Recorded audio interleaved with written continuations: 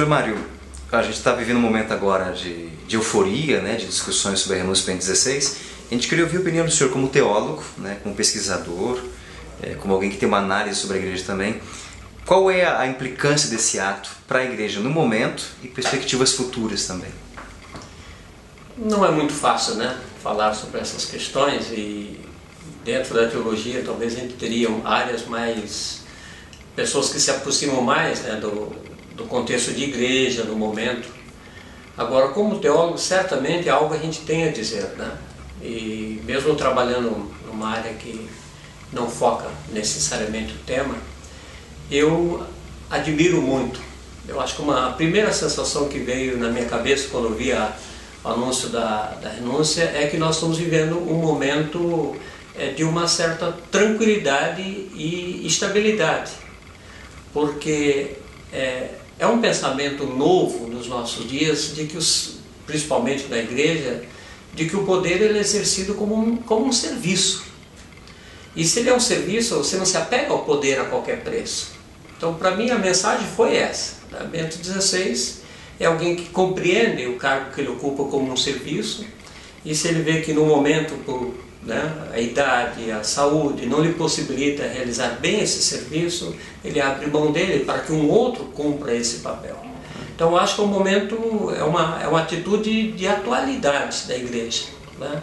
De não ter que se apegar àquilo ali como se ele fosse, né, um insubstituível. Então, passa uma mensagem muito bonita, né, para a sociedade, e eu até me pergunto, né, quem dera outras pessoas que estão no poder não pudessem pensar do mesmo modo, né? Que alguns se agarram a esse processo e arrasta-se, né, por um período muito longo, causando prejuízo para os grupos, países e instituições que eles governam, que eles coordenam, que eles lideram, né?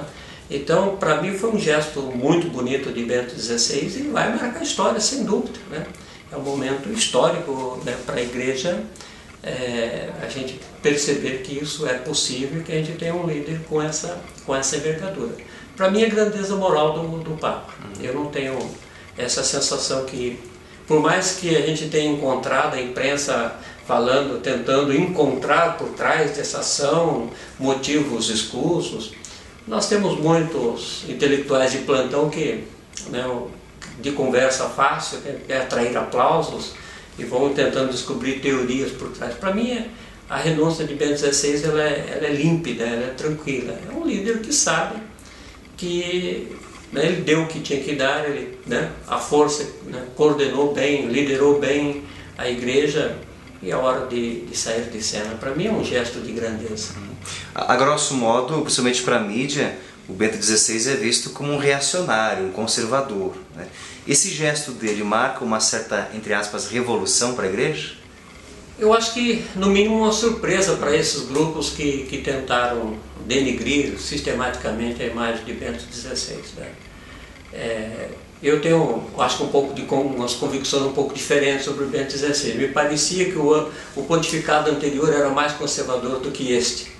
E ele, naquele pontificado, ele tinha que fazer um pouco o papel da linha dura, né?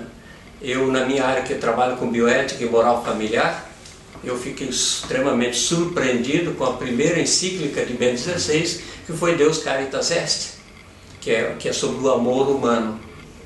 E ali ele simplesmente revoluciona, né? Revoluciona a moral católica, a moral conjugal, a moral matrimonial.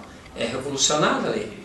Quando ele explicita claramente, por exemplo, a dimensão autêntica de Eros no amor humano, né? Ele fala de ágape e Eros, mas ele no documento ele deixa bem claro que o pensamento ao longo da história da igreja tinha posições que queriam denigrir Eros, não valorizar autenticamente o prazer humano. Ele dizia, esses movimentos não são autenticamente cristãos. Ele fala de uma moral sem ser moralista. Isso. Então ele condena uma linha que queria, né, se tornar extremamente, ter uma visão negativa da sexualidade, como também ele critica a visão hedonista, que transforma o prazer pelo prazer. Então, nesse documento, né, que é a primeira encíclica que ele lança, ele deu a tônica para mim, né, da reflexão moral, da reflexão e dessa mudança na igreja, ou dessa atualização da igreja no campo da moral. Ou em outras áreas, talvez alguns possam achar que ele não fez o suficiente, mas para mim ele vai ficar como alguém que conseguiu colocar numa encíclica algo que nós estávamos esperando há bastante tempo.